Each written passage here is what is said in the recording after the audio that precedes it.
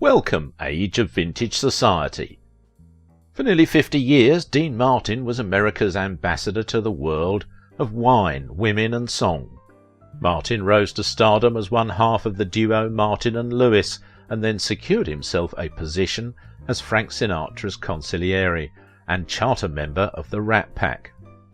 Martin's sly sense of humour and boozy charm won him the adoration of millions of fans, but offstage he was a quiet loner who preferred golf to martinis. Ain't that a kick in the head? How Dean Martin signed the biggest contract in the history of show business. Make sure to watch the video until the end and leave your thoughts in the comments. If you are new here, join our wonderful community by subscribing to the Age of Vintage channel. Dean Martin, the King of Cool, the handsome crooner of ballads. In his prime, Dean Martin was the dude everyone wanted to know, right next to Frank Sinatra. He was a movie star, he had a TV show, and he was one of the most captivating vocalists of all time. It's no secret that with a multi-talented guy like Dean, his work sold in the millions. Dean Martin had a long career in music and comedy, mostly in the guise of a bemused and handsome crooner of ballads. With his Italian good looks, wavy hair, and velvety voice, he was regarded as an icon of laid-back cool for much of his life. You're nobody till somebody loves you. That must explain why Dean Martin was such an icon. The beloved do-it-all entertainer made every move seem effortless, switching from cabaret crooner to silver screen star without ever missing a beat. Dean was a superstar in every sense of the word, yet when the lights dimmed and the cameras stopped rolling, the King of Cool looked nothing like the man fans saw on stage. Dean was born as Dino Paul Crocetti in Steubenville, Ohio in 1917, as the younger brother of Bill Crocetti. Martin was also the nephew of famed stand-up comedian Leonard Barr.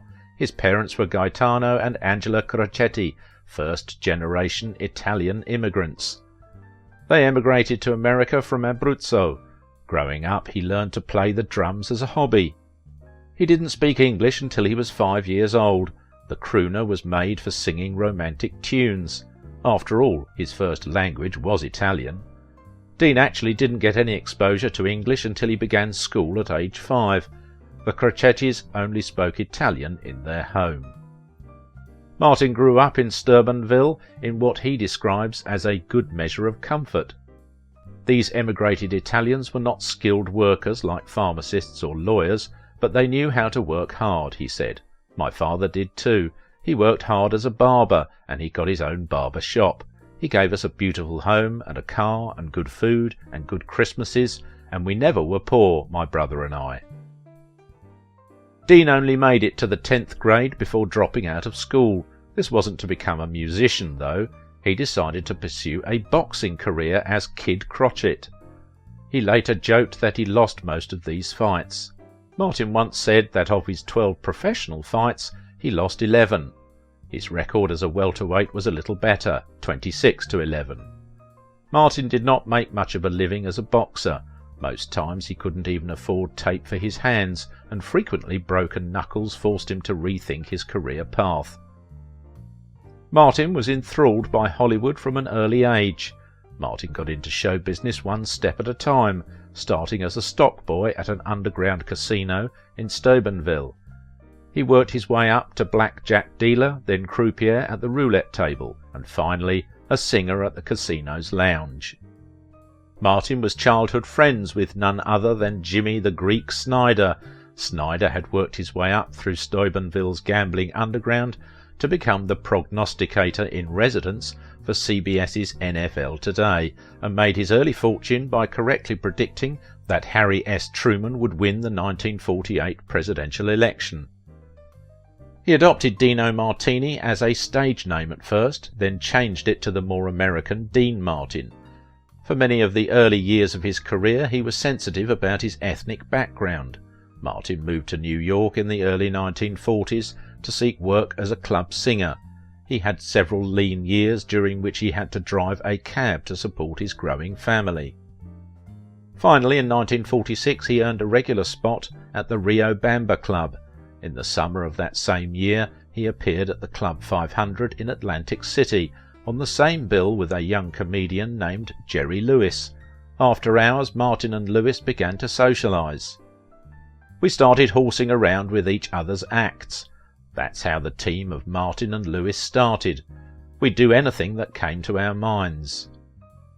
Martin and Lewis tried out their new act on the customers at Club 500. They were a hit, so much so that they were invited to the prestigious Copacabana in New York, where they soon garnered top billing and salaries of $5,000 a week.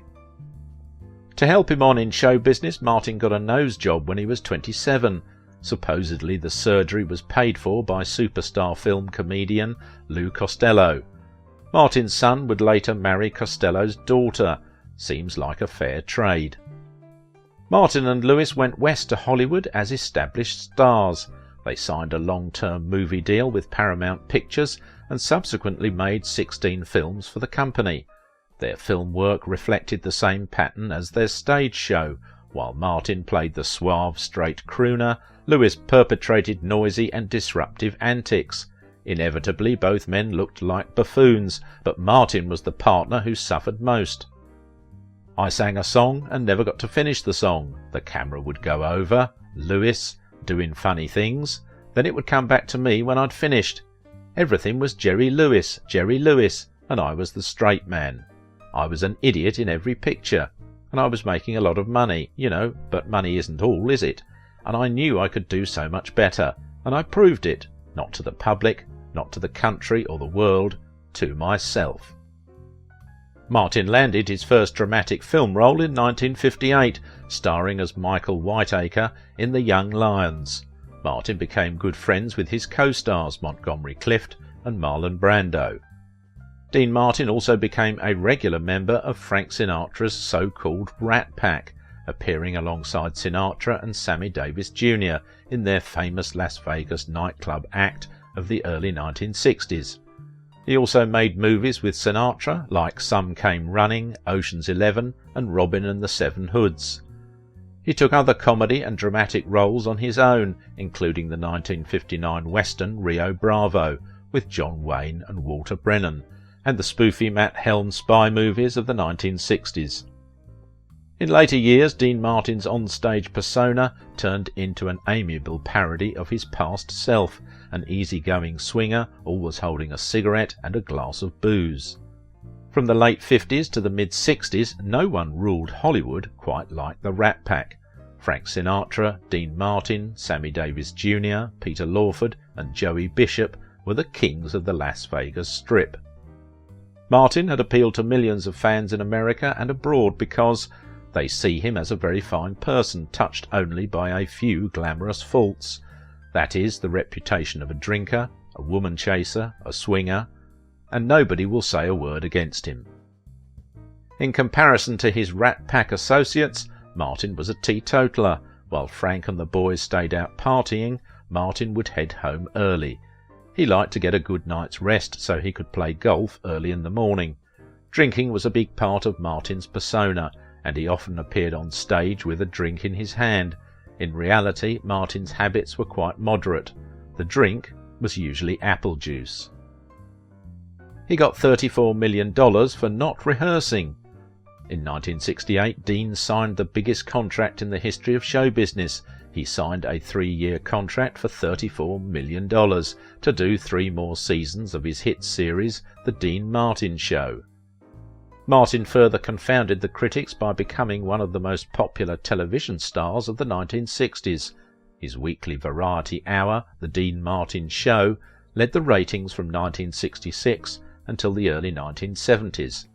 On that show, unencumbered by Lewis, Martin was able to sing several songs each week, as well as pursue his affable drunk routine to comic perfection. A Time reviewer called The Dean Martin Show the closest thing on the air to the free and easy spontaneity of old-fashioned live television. But this was a very unique contract. Since Dean hated rehearsing, he would not have to show up all week to rehearse the show. A stand-in took over Dean's role at rehearsals, while Dean played golf Monday through Thursday. He'd look over his lines during the week, but mostly he'd golf. Then on Friday he would show up and tape the show. Martin was married 3 times, first to wife Elizabeth Ann MacDonald. The couple had 4 children: Stephen Craig, born on June 29, 1942, Claudia, born in 1944, Barbara Gale, born in 1945, and Dina, born in 1948. He married his second wife, Jean Biega, in 1949, and they had 3 children together: Dino Paul Jr., Ricky James, and Gina Caroline.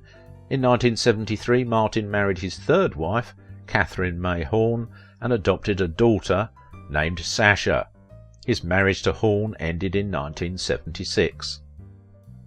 In 1987, Martin agreed to go on tour with Frank Sinatra and Sammy Davis Jr. for the Together Again tour. Martin hadn't performed in several years and was not enthusiastic about performing in large stadiums. He left the tour after just 5 performances, citing kidney trouble. Martin suffered a tragic loss when his son, Dino Jr., was killed in a plane crash during a military training exercise in 1987. He retired from show business after a 1988-89 concert tour with fellow Rat Packers Davis Jr. and Sinatra, which ended for Martin after he became ill and was replaced by Liza Minnelli for the remainder of the tour. No one can deny Martin was a multi-talented entertainer. He is, in fact, the only person to have ever been given 3 separate stars on the Hollywood Walk of Fame, 1 each for film, television and music. After years of heavy smoking, Martin was diagnosed with lung cancer in 1993. He opted to forego treatment and died of respiratory failure on Christmas Day 1995. To honour his passing, clubs along the Las Vegas Strip dimmed their lights that night. A fitting tribute to one of the all-time great entertainers. If you liked this video, don't forget to give it a thumbs up, subscribe if you are new here, and if you want to support my work, please visit my Patreon page. Now it is your turn. What do you think about the life and legacy of Dean Martin? Martin got into show business one step at a time. Starting as a stock boy, he became a Hollywood icon.